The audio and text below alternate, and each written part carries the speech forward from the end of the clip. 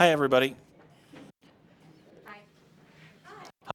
Hi. So thanks, everybody, for coming. It's great to see so many of you here. My name is Aaron Hoy. I'm the acting director of the Aging Studies program here at Minnesota State University, Mankato.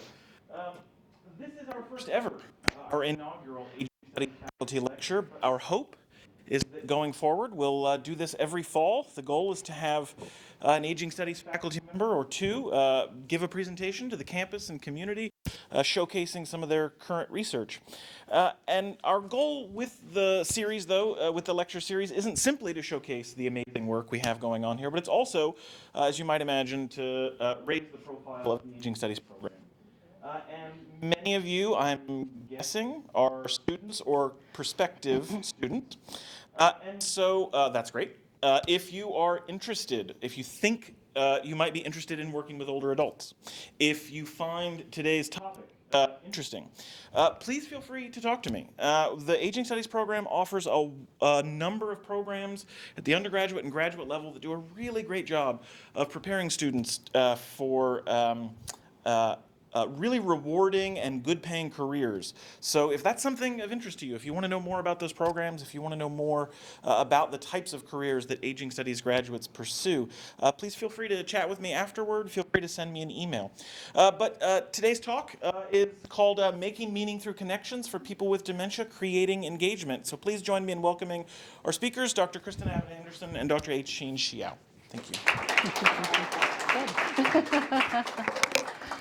So I'm going to do a mic test. Can you hear me okay? Awesome. Wonderful. Welcome. We are so honored to be asked to provide this first faculty lecture. And we're excited to share about the projects that we've been working together on. Oops. Oh, there we go. So just a quick introduction of us. My name is Kristen Abbott-Anderson. I am an associate professor in the School of Nursing. And I teach primarily in the pre-licensure programs or undergraduate program. And my research interests really focus on making meaning for individuals who are living with Alzheimer's and other types of dementia, along with their care partners. And then I'm also interested in enhancing quality of life at the end of life for individuals. So I'm going to let Sheen introduce herself. There we go. Okay, hold on. Yep. Testing. Okay, you still can hear me. Good. So I'm Sheen Cho, and I'm a professor and speech-language pathologist from the Department of Speech, Hearing, and Rehabilitation Services. The courses I teach have to do with language and cognitive rehabilitation in older adults with brain injury. Since our department offers two different programs, the program I'm involved in is Communication Sciences and Disorders, and we teach students to become speech-language pathologists and audiologists. So what I do in my job, in my courses, is that I teach our students how to learn to conduct speech therapy services to individuals with brain injuries. So, for example, people have strokes, a left hemisphere stroke or a right hemisphere stroke, or people with traumatic brain injury, or people with dementia. So our students learn to work with different kinds of populations when they are in school. My research is very clinically driven, so it's very clinically focused. My projects, well, some of my projects are, I work on, we identify some therapy techniques, and we work on those techniques with individuals with aphasia. So aphasia is a language disorder caused by a stroke. Could be a left hemisphere stroke or a right hemisphere stroke, but a left hemisphere stroke is more common. And I also have projects working on learning and traumatic brain injury. And I also have the opportunity to work with Kristen on creating meaningful engagement events and programs for individuals with dementia. And I also have other dementia projects working on Montessori-based activities for individuals with dementia. Great. That's me. Yep, that's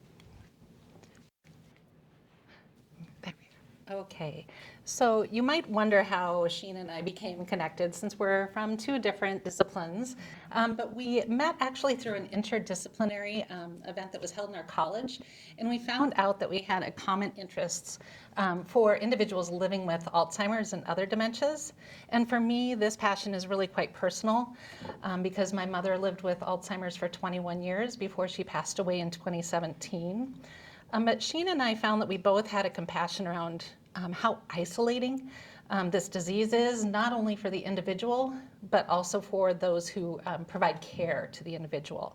So we readily agreed that partnering with together and with members of the community to create dementia-friendly opportunities for both the individual and the partner was a way that we could impact how people live with and experience Alzheimer's disease. We also recognized that these events needed to hold meaning for the attendees. So it was important for us to establish partnerships with our community, and that's really been key, I think, to the success that we've seen so far. We definitely cannot do this work alone, and it takes a community that's committed to these same ideas to partner alongside us. We're excited to tell you about a couple of our current projects that we're working on. I always have to click it twice. Whoops.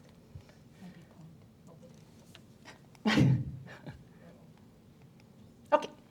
All right. So, but before we kind of dive into the projects that we have currently going on, I think it's important to have sort of a baseline understanding of Alzheimer's disease. We know that there are 50 million people worldwide living with Alzheimer's, and that 5.8 million of those live in the United States. That number in the United States is expected to increase to 14 million by 2050, which if we think about, it's not that far away. So we want to take just a step back when we're talking about Alzheimer's and dementia, and you might hear us interchange those terms, but I think it's important to understand the difference. So you can see that dementia is really an umbrella term, right? And Alzheimer's is probably the most common form of dementia, accounting for about 50 to 75% of all people with dementia. There are some really important statistics I would like to point out on this middle slide. And if you look, it's the green one, the green graphic. If you look at that graphic, I think the second one is really surprising. We see that while heart disease is causing fewer and fewer deaths, which is great news. In fact, heart disease deaths have decreased by 9%. Deaths with Alzheimer's or other dementias have actually increased 145%. So this is a significant number, and I think speaks to the importance of this topic. We know that 1 in 3 seniors dies with Alzheimer's or other types of dementia, and that Alzheimer's is responsible for killing more people than breast and prostate cancer combined. So what are we doing about these numbers? In 2014, the Act on Alzheimer's Initiative was enacted by legislators in the state of Minnesota. So this is a statewide collaboration of communities around the state.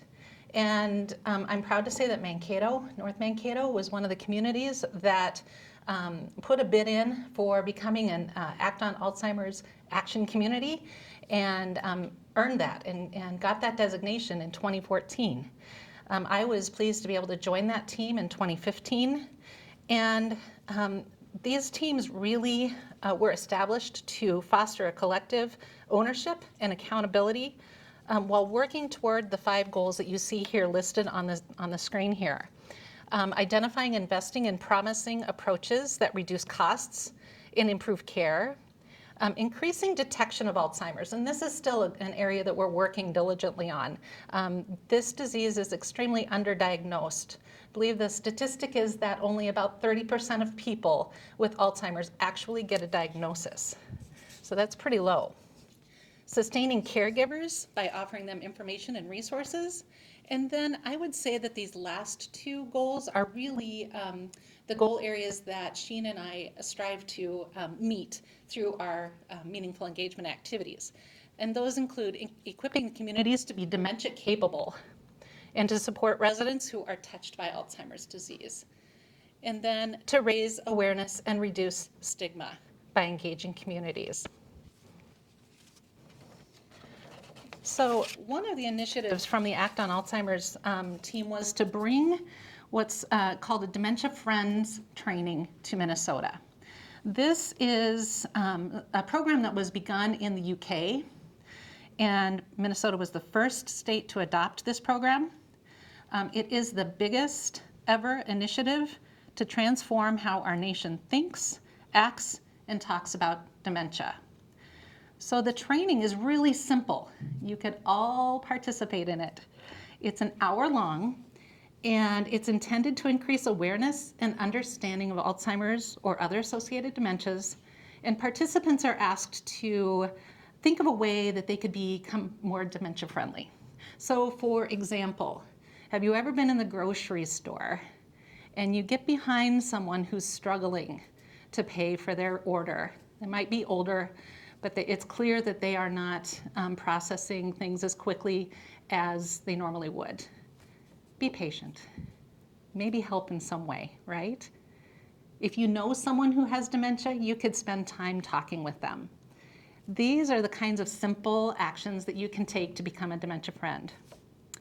And this is actually something that I was trained as a champion in, which means that I can give those training sessions. And I'm pleased to say that in Minnesota, we have over 18,000 people who've been trained as dementia friends, and a number of them are here on this campus. So I think it's something that you can be proud of. I think I'm gonna get used to pointing the other way. I know, right? Okay. Okay. And also, social isolation is a state of lack of contact between an individual and society. So, and we are all social creatures. We love to hang out with each other. We love to make connections. We love to build relationships. We love to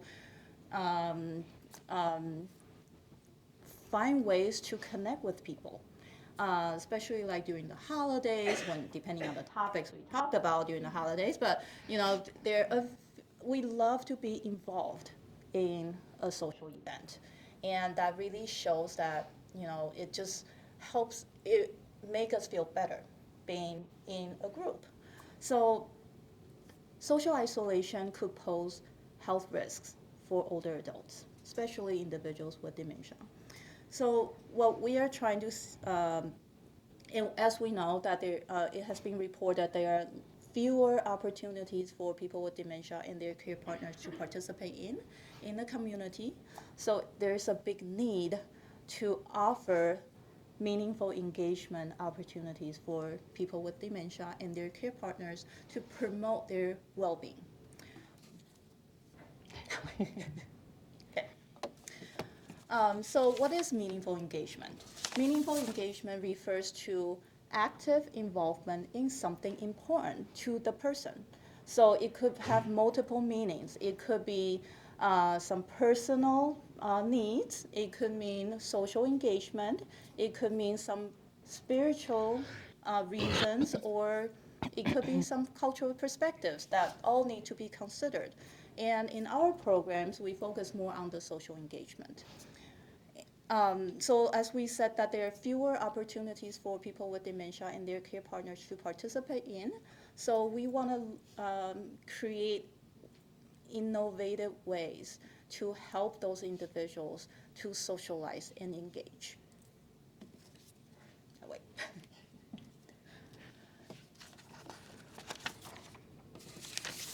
We must move beyond those discipline-specific approaches. It will have to work as a team, collaboratively, and in a comprehensive way. So interprofessional practice is something that we need to be considered the entire, like all the time, to provide patient-centered care for individuals with dementia and their care partners. So since interprofessional practice is such an important concept across different disciplines, we have to implement that knowledge at the university level. So we would like our university students to learn about collaborative work and learn about interdisciplinary work within the college or within the university. So in the College of Life Health and Nursing, we identified a few departments that are willing to put together a program or a couple programs to provide meaningful engagement opportunities for individuals with dementia, and we just started it last year, right? It's been just a couple, years. A couple of years. So the departments which are participating in this initiative, including the Communication Sciences and Disorder program that says speech language pathology out there, but it's pretty much the same thing. So we teach our students to learn to interact with individuals with dementia. What we can offer is we can help them providing more the cognitive and communication facilitation in terms of making them having a meaningful conversation with people who participate in the program. And we also include School of Nursing because nurses work directly with individuals with dementia, and they manage clinical symptoms of individuals with dementia. And they work with family members, their care partners on how to structure the environment and make sure they maintain their safety and dignity in their life. We also included recreational parks and leisure services because their main goal is to promote well-being of everybody. So our mission, this is pretty much our mission, right? We would like to be able to provide activities inclusive to people living with the disease. We want to make sure our programs are appropriate for people with dementia to participate in. And we want to involve anybody who have a passion about working with people with dementia in the community. So that includes our students and include anybody who could be a friend of person living with the disease. It could be a family member who take care of someone with dementia, or anybody who just wants to come and help. And in our programs, we want to make sure that everybody has a common understanding of what dementia is and how to work with those individuals with dementia. So next, we are going to talk about our current projects, and Kristen will be talking about the Singing Hills course, and I'll talk about the Garden Engagement program. Whoops. Okay, so the Singing Hills Chorus is a meaningful engagement activity based on the Giving Voice Chorus. And this was a model of choral program that was developed up in the Twin Cities. I don't know if any of you are familiar with that. But the Giving Voice Chorus developed an initiative and a toolkit and offered to share all of their wisdom with anyone who was interested in establishing a chorus outside of the cities. Well, our Act on Alzheimer's team jumped on that, and we formed a subcommittee, and we said, yes, we want to do this, even taking Valentine's Day night to do this.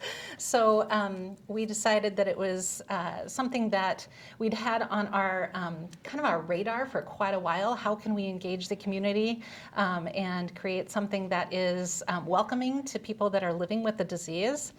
And so on that night, we decided, yep, we're going to move forward. And we first came up with a name. And the Singing Hills Chorus is actually a name that honors the area of southern Minnesota that we're from. If you are familiar at all with the Dakota language and the name Cicada, that means singing hills. And that's where the name came from for our chorus. So I think a point of pride for us is that we were the first outstate Giving Voice associated chorus. So we beat out Rochester. By like hours, pretty much. But we still are first. And the chorus is going strong today. So a note before I move on to the next slide, I just want to tell you a little bit about the photos that you'll see here in the next several slides with the chorus.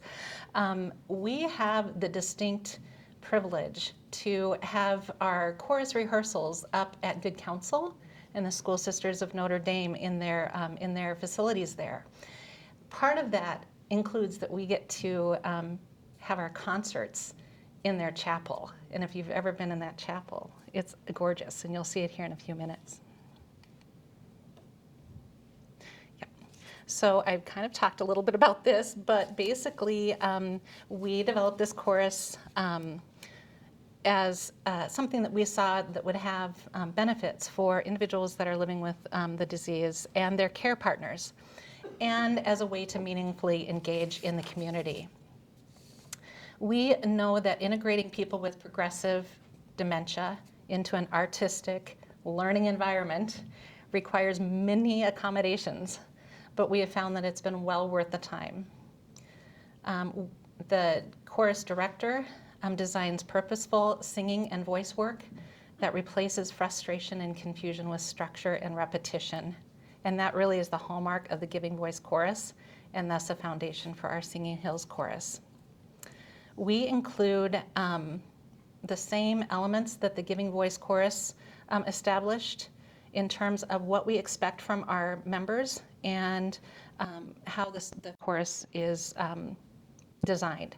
So that includes ongoing singer commitment from weekly rehearsals to public performances. So when a member signs on, they are committing to being a part of those rehearsals and to the performance. The curriculum is based on Alzheimer's research and best practices in adult education. And if you're familiar at all with the research about music and its effect on cognitive processes, you know that this is benefiting not only the individuals with dementia, but probably everybody else too. And the third element is an intentional, well-designed, safe and supportive physical and social environment that created opportunities for sustained friendships and interactions. So here we're really getting at the social aspects of chorus involvement. So it's not all just about singing and rehearsing and what have you, it's about making connections. And we'll dive into that in just a little bit. So here's the first picture you get to enjoy. We were very, very fortunate to, again, be able to practice at the School Sisters and to perform here in their beautiful chapel. And this is actually a picture from our spring performance that happened in May. Let's see. I want to make sure where I'm at. Okay, good. All right. So some of the goals that we wanted to establish for the chorus were related to some grant funding we received. We were really fortunate to have some funding from the Prairie Lakes Regional Arts Council. This grant is awarded to nonprofit organizations that have as an aim the inclusion of underserved community members. And that those underserved community members are encouraged to engage in artistic endeavors. So singing is artistic, and definitely individuals that are living with Alzheimer's and dementia are underserved. So that fit all of the criteria, and we were awarded a nice grant for that. So part of that grant was to establish goals that would help our members to be successful. One of the goals was to create a welcoming and inclusive environment for chorus rehearsals and performances. And we accomplished this through creating physical spaces that are safe and accommodating to the needs of the individual, creating visually interesting decorations in social areas that convey that the chorus participants are valued, respected, and treated with dignity. And if you ever come to a chorus rehearsal, you'll see there are seasonal decorations on every table, and we have brown tables set up where the members come and socialize and engage with one another, and it's really a great opportunity. The other goal, just talked about, providing social interaction, and then providing a rehearsal time that's focused on both work and fun. So it's not all about just the work. We have a lot of fun along the way too. Another goal that we, yep, we're still good. Another goal that we have is that participants in the chorus living with Alzheimer's will feel a sense of belonging and connection with the community through rehearsals and performances. So I think that I've already highlighted the way that members are connected within the community of the chorus, that we purposely include the social time for members to come and to connect with one another. But we also facilitate them connecting with the community at large. So this is accomplished through participants performing in the concerts. Following the concert, there is a social time where the singers will interact with the public. And we really view this as so much larger than just a time to be proud of grandma or grandpa or whoever you know is in the chorus or your neighbor. It really is the whole idea of reducing the idea of stigma around Alzheimer's, right? Instead of having a focus on what they can't do, we focus on what they can do. Right. Have it. All right. So I've sort of alluded to the fact that the chorus has a pretty formal format, right? These chorus rehearsals are organized around a predictable routine for the members, and this is really important. The members know that they can come in, they have about a half an hour of social time and eating goodies and visiting with one another, and then they are signaled by a piano trumpet to come to the rehearsal area. So you can see the pianist sitting here. He just makes a little sound, and that is their signal. We need to come to these chairs. I'm going to say that as the chorus has gone on, it's gotten more and more challenging to get the people from the social part to the chorus part because they're so engaged, which is a really nice problem to have. So once the members are seated in the practice area, they are partnered either with a volunteer or with their care partner. It depends upon if their care partner sings in the same part of the chorus as they do, right? So if a care partner, for instance, if it's a husband-wife situation, let's say the husband has Alzheimer's, maybe the wife is a soprano and she doesn't want to sit with her husband who's a bass. Right? So it gives the care partner a chance to sit elsewhere and be able to participate in her own voice. And her partner is supported by a volunteer or another care partner that sings in that same voice as that member that has the disease. So rehearsals are about one time a week. They are one time a week for 15 weeks, and they culminate in a professional concert. And there are 2 sessions per year. They also decided, I think last year, to continue with casual summer sing-alongs because they found that people so enjoy singing that they didn't want to give it up all summer, and that's been a really nice opportunity. Each rehearsal time, then once they're seated, progresses with about 30 minutes of good hard work on songs. And I would say that they're averaging about 12 songs per concert. So, and a lot of these songs are brand new to the members. So if you're thinking about somebody with Alzheimer's learning new songs, they can do it. Yeah. So I have to hand it to our director, who's just amazing and is able to really coax amazing sounds out of this chorus and help them through all the bumps that it entails to get through learning new music. So after about 30 minutes, then we do what's called a move and groove. It's a time where there are announcements and housekeeping details that are shared with the members, but then the pianist gets to choose whatever he wants musically to get the people up and moving. And it's a surprise to everyone, except for the pianist. And that's a fun time for the members to just get up and move around and wiggle out the restlessness. And a couple weeks ago, I was able to attend a rehearsal, and there ended up being is it a conga line? Yeah. Like a conga line formed, and we just danced through the whole area. It was crazy. But even for those individuals who can't get up physically and stand, volunteers will go and help them move their hands and get them moving to the music. So it's a really nice time for everybody to kind of, get the wiggles out and then buckle down for another 30 minutes of rehearsal time. The chorus functions under the mantra that there is no wrong in this room. And I think that that's a really powerful mantra, right? I think we could all use that mantra. There's no wrong in this room. So we're willing to try and we're willing to make mistakes because we know that it's not the end of the world, right? So, all right. So moving on to this study, we conducted an initial study that's actually ongoing now. It's going to be longitudinal data, but this was really the initial piece that we started last spring. So the study was to explore the experiences of those participating in weekly chorus rehearsals and performances, individuals living with Alzheimer's or other dementias, their care partners and volunteers. Okay. So, of course, we had ethical board approval, and 3 of us developed surveys based on the goals for the chorus, and some of those goals were related to that grant that I spoke about earlier. And we included both quantitative and qualitative items. There were 3 versions of the surveys that we used, so it took a lot of work.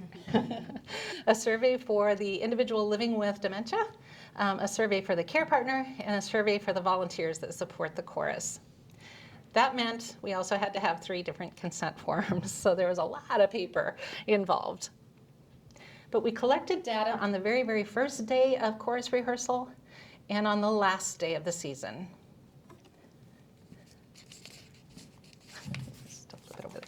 So this slide is just showing you a couple of examples from the survey for the individual living with Alzheimer's, and I'll just read a couple of these for you if you can't see them. One question was, what has changed in your life since joining the chorus? For example, things you look forward to, friends, hobbies, etc. And then another one says, how confident are you that chorus rehearsal is a place that you can find new friends? So questions like that. And we had a number of students helping us collect our data, thankfully, very helpful. And as I said, we collected quantitative data, but we also collected qualitative data. So we used audio recorders to collect the qualitative data. And you'll see in a minute, we decided to focus here on the qualitative. I'll tell you why in a minute. Okay, so this is our sample, and if you look at our ends that are pretty small, happy to say that we have more that have joined the study since this initial attempt. And so this is one reason we decided we were going to focus primarily on the qualitative data in what we are sharing today.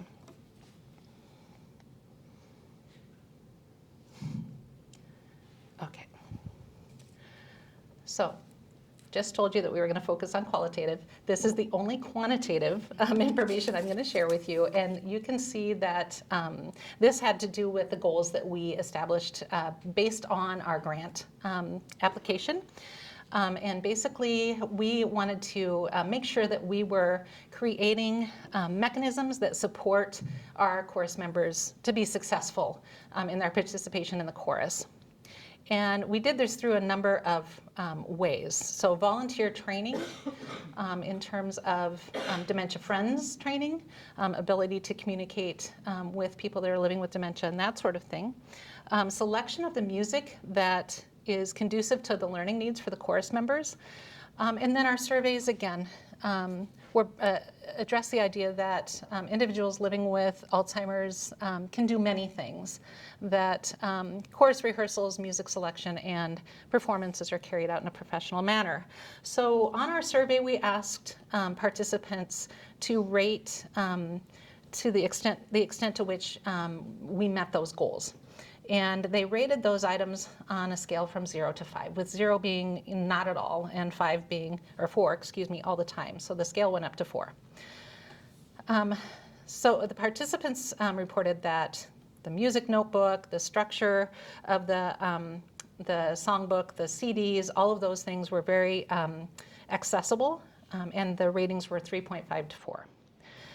Participants rated the individual living with Alzheimer's disease as being able to participate from 3.25 to 3.8, and all participants rated professionalism of the rehearsals as a solid 4s. So they were very happy with the professionalism of the concerts. So now we're going to move on to the qualitative piece. So for the qualitative data, we used a six-phase guide provided by Braun and Clark, and this was used to analyze the data. So and these are the themes that we identified from the data. And the ILWD means the individual living with dementia. So their experiences with music, a safe place to belong and to look forward to coming, and a respite from the focus on Alzheimer's and dementia. So for this first theme, the individuals living with the disease responded that their experiences with music included enjoying certain types of music. For instance, in the first comment, I like to listen to Elvis Presley, Johnny Cash, Patsy Cline, Oak Ridge Boys. I like church music too, but I really like that old-time country music. The second individual said, I've always liked to sing, and the diagnosis of Alzheimer's made me want to sing even more. A safe place to belong and to look forward to was, for me, a very meaningful theme because that's part of our goal, right? So one of the care partners shared, he is very social, much more social than myself. The choir brings it out. Choir is an outlet for him and a safe spot to be himself. It's a place where he feels confident and able to succeed when other times, in many other situations, it's not so easy. A volunteer shared that it's probably the highlight of their week. I love music so much, so it gives me a chance to, sing. And I wake up happy every Thursday. And another huge part are all the people. It's like we're just a family. We care about each other. And an individual living with dementia said, I've met a lot of new friends in the chorus. Another really meaningful theme for me was this respite from the focus on Alzheimer's and other dementias. One of the care partners said, the chorus is a time to relax and to not worry about Alzheimer's disease. And I feel like this carries into the week. It's something to look forward to. And again, a time of camaraderie. It's a place to build new friendships and is very positive. An individual with the disease said, the chorus is something I'm still able to do. I like to sing and make new friends. I think the chorus makes me social and helps with memory. And then a volunteer shared that being able to come here and they look forward to it, and she's talking about the people living with the disease. They miss it. They miss it when we're off a week or two. Last year, with the weather, they had a couple of weeks where they were off and it was just really hard on them. They want to get back here. And a lot of times it's a calming influence that, things might get a little hectic every day with doctor's appointments or something like that. But to come here, it's really calming and reassuring. Then I just thought I would include a couple of other comments here. One of the volunteers said, I just admire so many of the people who come, both those with memory issues, for coming, and their caretakers because they're so kind. It's just a very positive experience. I think it's kind of the way we're meant to live, help each other and just accept people wherever they're at. It's just a good experience for me. And a care partner said, Thursday morning choir has become a time to count on for respite and a positive social interaction. Also very much appreciate that the choir provides a source of information regarding Alzheimer's events in the area, so as a resource. So as I said, that was really just the initial steps for exploring the experience of the individuals that are participating in this course. And we're looking forward to continuing this study as time goes on.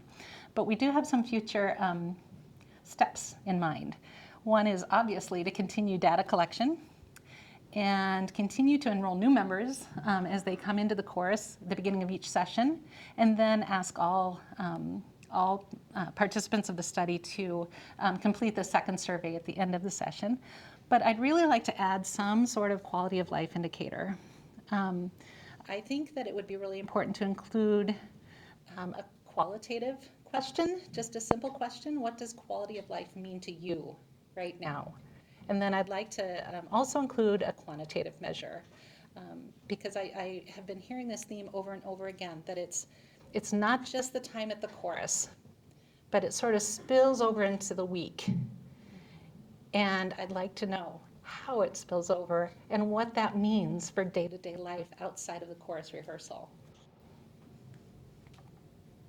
Right, we are on to garden engagement. I just want to piggyback back on what Kristen was saying, because I was just at the course this morning. I brought 3 students with me because they're working on data collection for this project, and I wanted to make sure that they know what the Sing Hill Chorus is about.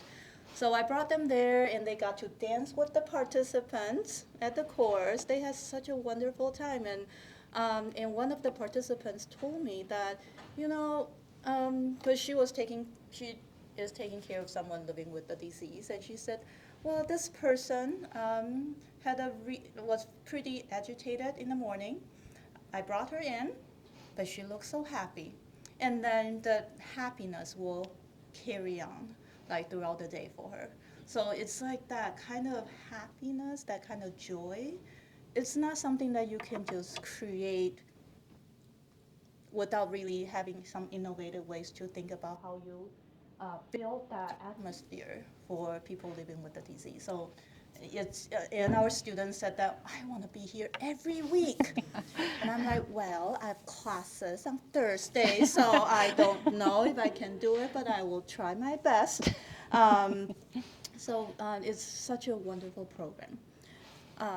Now I would like to talk a little bit about our garden. When we started this garden in the summer, and every time because I live in the cities, and in the summer I come down here to Mankato every week just to go to the garden, because I just love it, and when I go there I feel so happy. And what is better to enjoy that beautiful summer weather when you're outdoors in the garden?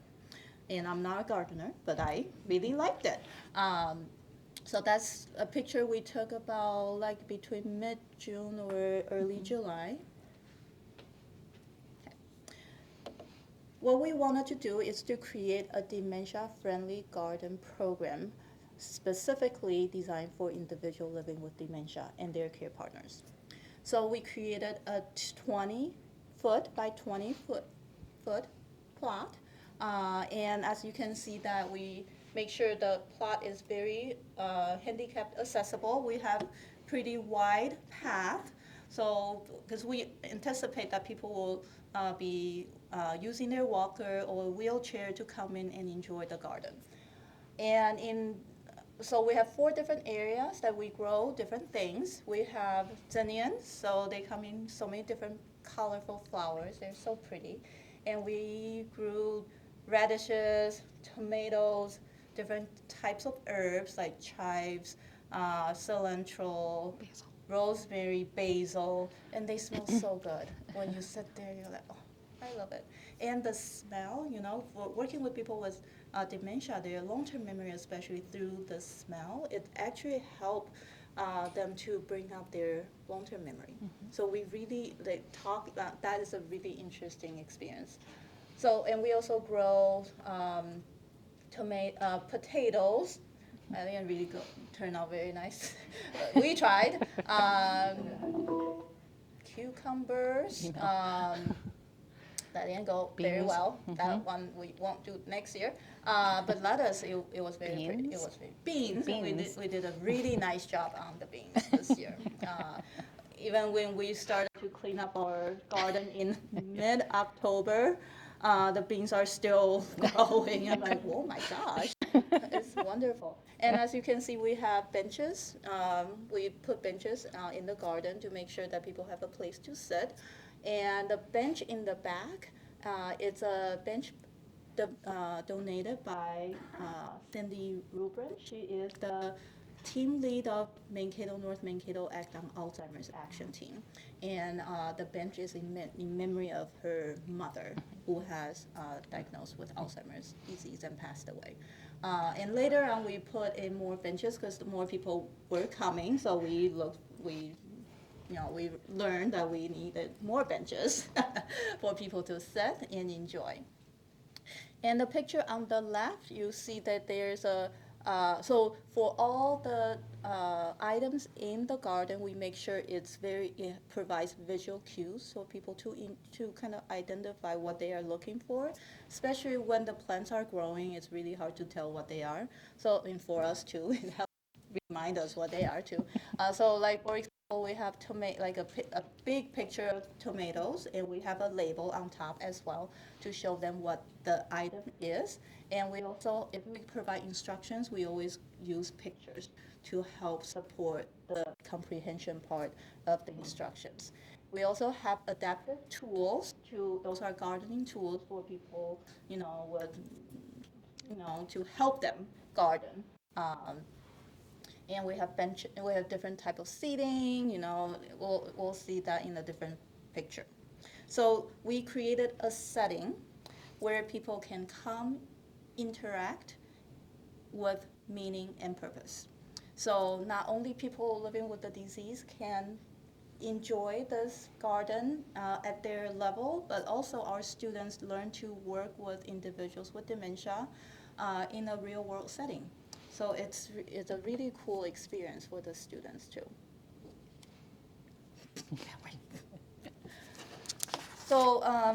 So since we created this program, we want to have some goals and see how we can achieve those goals.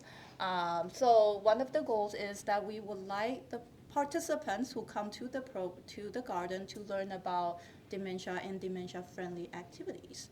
So we make sure the garden is set as a prepared environment with all type of cueing. We have visual cues, so like the signs that you see. We have different beautiful colors in the garden, and the lighting is really nice because it's we're at the outdoors.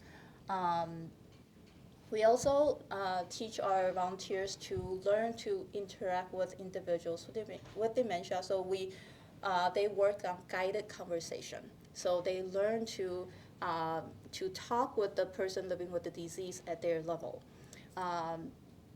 And there's no wrong in the garden, just like in the course.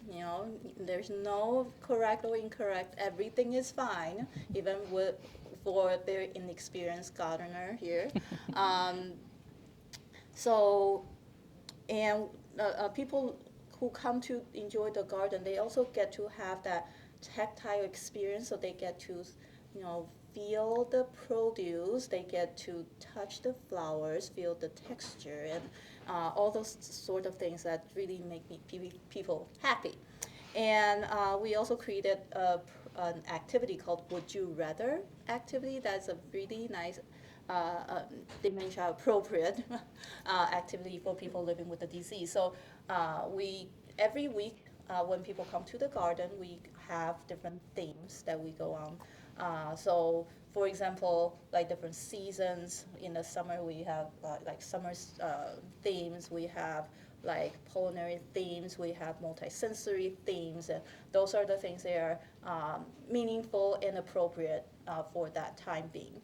So individuals living with the disease will be asked questions like, would you rather da-da and da-da? So we create, so for example, the theme will be summer. So we will ask the participants saying, on a hot summer day, would you rather have iced tea or lemonade? So we have a picture of iced tea and lemonade on each sign, and then with a label saying lemonade and iced tea, and they get to choose whatever the answer will be. So they could say, on a hot summer day, I would prefer lemonade, or I will prefer iced tea, because the point is not what answers they give. The point is they are having a meaningful conversation in the garden. So we just want them to socialize, have that support to help them participate in our program.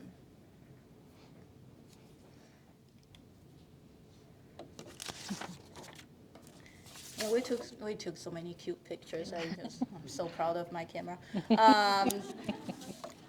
And the other program goal is that we would like participants to live in the moment and focus on the things they still can do. So our activities are structured so everybody could participate in and at their own levels. So there's no wrong, there's no right in the garden, and everything is acceptable. We identify their skills and their abilities when they walk in. So we know if they could, verbally talking with us, or we know they're kind of nonverbal or need a little more cueing. So it's like the speech language pathology hat is on, and you realize that how much language that you actually can facilitate from this individual. And so we have people who come in with different, a pretty wide range of abilities. Like we have people at the early onset of dementia, they come in and they can help us hold the weeds, water the plants, doing all types of things. And we also have individuals who come in who may have a hard time. First time when they come in, they will have a hard time knowing where they are going. And it took them a while to walk, to step off from their bus and then slowly walk down and get to the garden. It's about a minute or 5-minute walk depending on your pace. And then after they walk in, for people who are more advanced, with a more advanced dementia, they may need some support to find their path and sit down and have our students orient them with different things in the garden. So it's a really cool opportunity for our students to learn about, people have different abilities and what are the things that you could actually facilitate for the students. And since we want to focus on their ability, so usually their motor participation is better than their more the cognitive participation. So for motor participation, like procedural memory is still pretty intact for those folks, so they can walk in and sit down and help us harvest the produce, things like that, or just pick up the flower and then move it closer to their nose and smell them.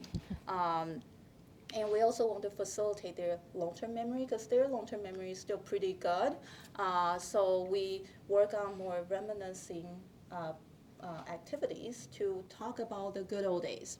So they get to really, and we don't know if they are telling us, real stories or things they just think about, but who cares? The point is having a meaningful conversation, and everybody is living in the moment and having such a good time together. What? And we all like to be outdoors in the summertime, especially, this summer, the weather was not really, it rained quite a few times. We had to cancel a couple of different, a couple of weeks, I think. But one of the goals for the garden is to help, we are hoping to help the participants actively participate in different activities physically. So in terms of motor participation, they walk, they take the bus, walk in to the garden, and then sit down and start having chit chat with our students. And they could, water the plants, they could do the weeding and whatever they prefer to do. And lots of them, they sit, and others will like to stand up and start looking around. And we also would, a couple times we did the natural walk, so they got to see the other beautiful gardens in that area. And we also want to embrace the multisensory experience for the person living with the disease. So we focus on, we will talk about what they are seeing. We identify the things in the garden. We talk about what they hear. The birds are chirping and, people are talking. We talk about the smell, like the basils, tomatoes, and all those different beautiful smell that we talk about them as they manipulate them in the garden. And we also work on like tactile sensations, so they feel what they are touching, and we talk about what they are. We talk about they're soft, they're hard, their texture is interesting on some of them, and they also get to taste some of the produce in the garden. And I didn't know how tasteful they are because this is my first garden too. It's really, really fun. And they were laughing at me the first time that we were trying to get the water out from that water. Yeah, do you Let's have it? see. Yeah, you can sort of see it. Yeah, There it is, yeah. that one. I was like, what is this? My colleague's like, okay, you didn't grow up in a farm. So, Yeah. okay. And we bring students to the garden, and we always see them having a big smile on their face. And so are the participants living with the disease. Because one of our goals is to make sure they feel happy, they enjoy the experience, and there's at times we talk about so many fun things, and people start dancing. Those are like the students were guided by the person living with the disease and danced in the garden. Isn't that amazing? I'm like, how did you guys do that? And my students are like, no, they started it. And they had such a wonderful time together. And one of the participants, actually I met at the course group today, and she remembered the dance. She remembered how happy she was in the garden. She is a gardener herself too. And our students got to bring those fresh produce home, and they're, yes, lunch, dinner.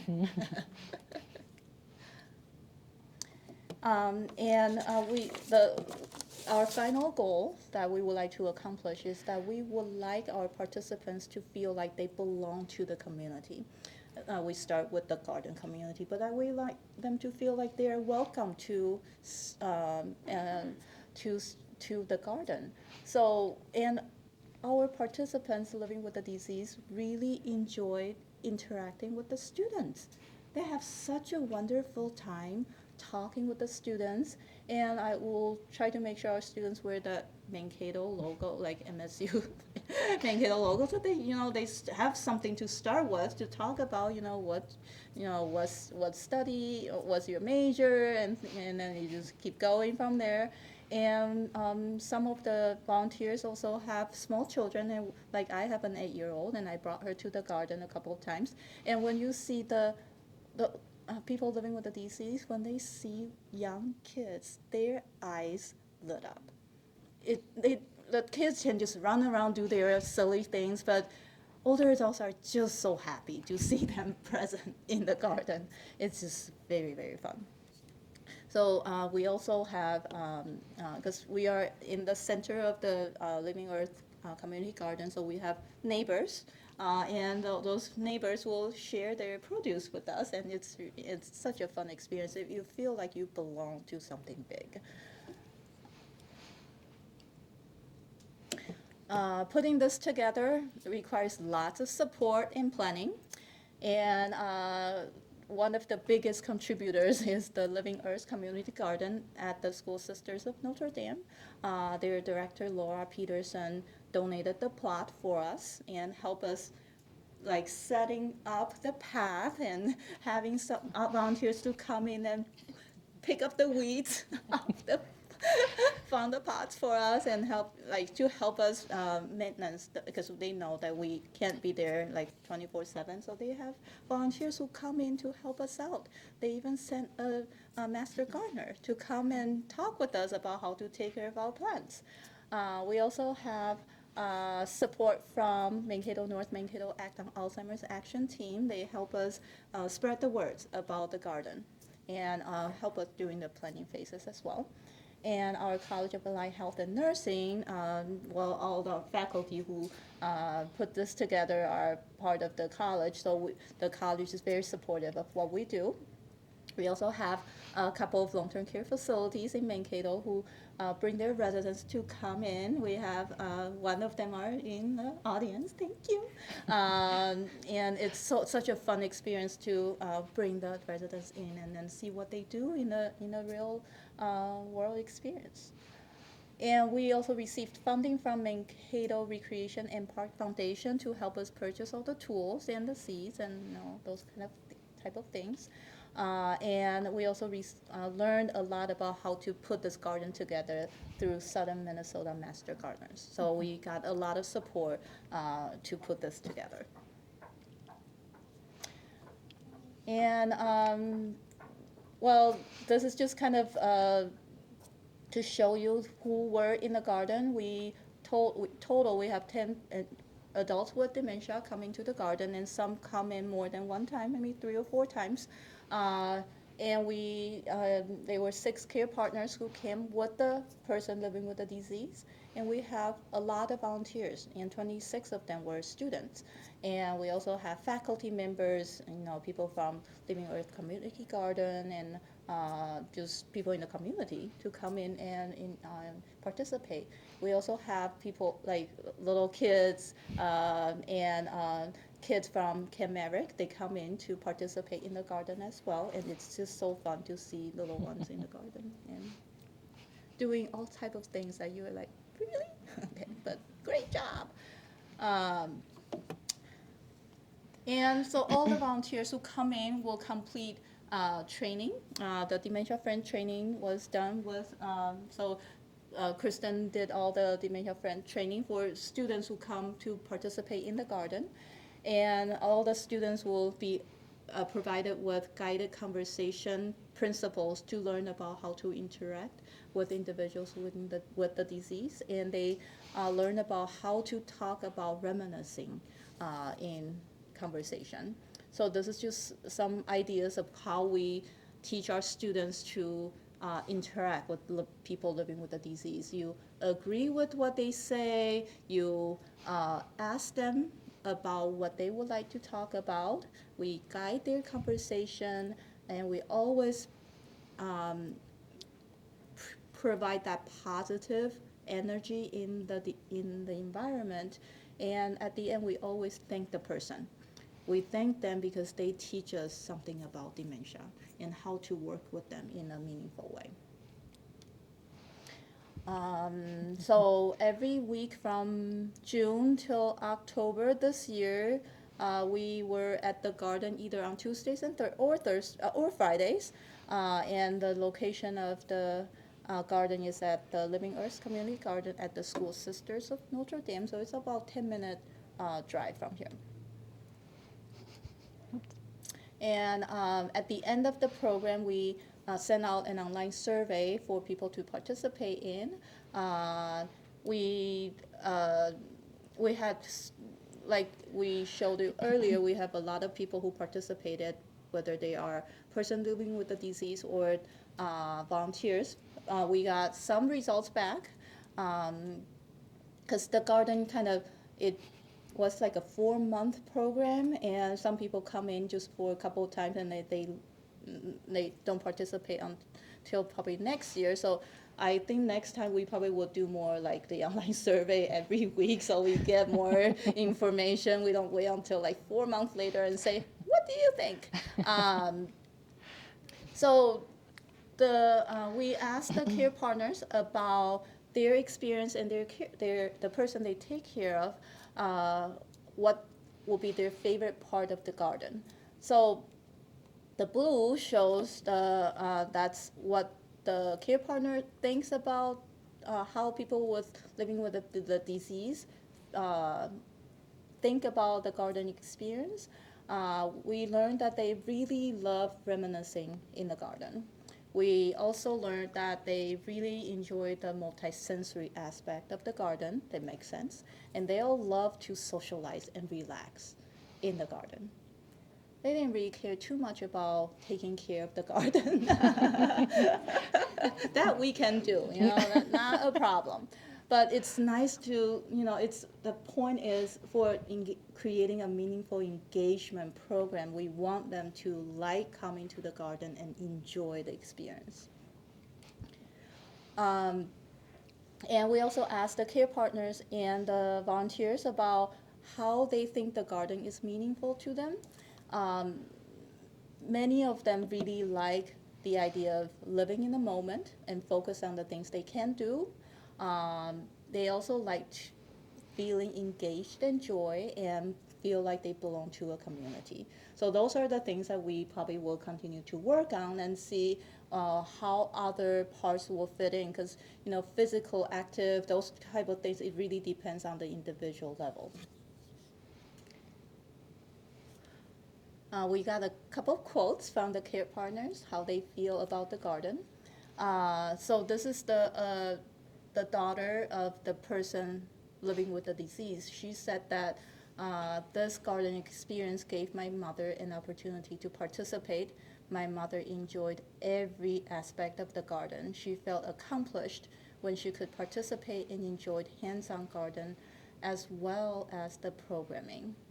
But for her, her own experience about the garden, the care partner's experience, she actually couldn't really enjoy the garden because she got so much in her mind, because she's the care partner. She has so much going on. She needs to coordinate to make sure everything goes well, and brings her mom to the garden and bring her mom to somewhere else, and with support with and to keep her life in order. So that's something that I really find that powerful.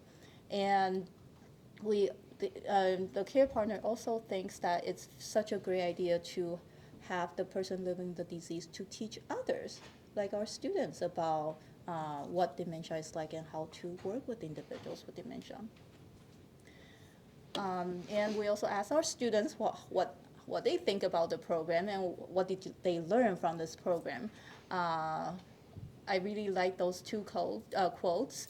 It teaches us how to interact with people living with dementia and how to make their life more meaningful. One student said that she learned more about how to talk with patients with dementia more appropriately. So those are the things that they learned with that hands-on experience. We also have future ideas, because future steps to consider, because we want to do this again. We would like to do it every summer, and we need ideas to help us promote for garden engagement and to bring people in, or outreach, so we can reach out to more individuals living with the disease. And we want to find ways to make the garden more accessible. And we also need money to keep the program going, so that's something that we will continue doing. And that's kind of the end. And what time is it? It's where, yep. Good. So we gave you some ideas about the things that we have done, and we welcome any ideas that you have to help us brainstorm new things, or to modify, or to put some ideas to our current projects. Or to join our team. Or join us. We need people.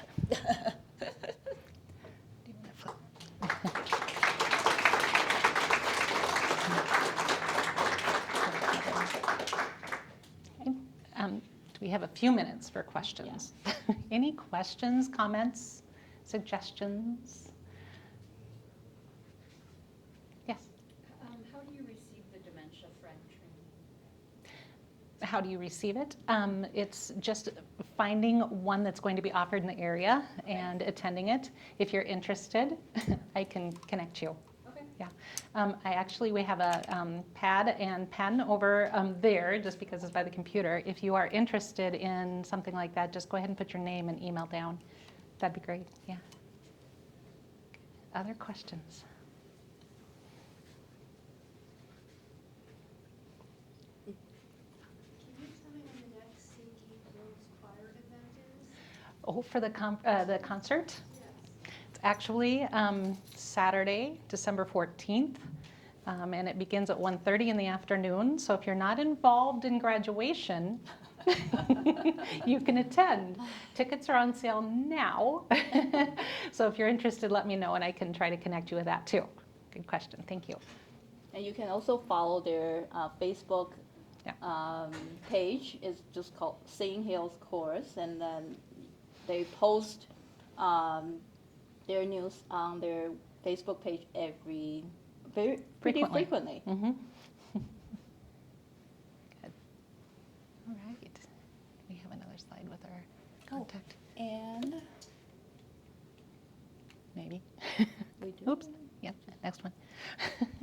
So and there's our contact information as well if you're interested in reaching out. But as I said, there's a paper and pen over here. Feel free to sign up and let me know what you'd like, and we'll be back in touch with you.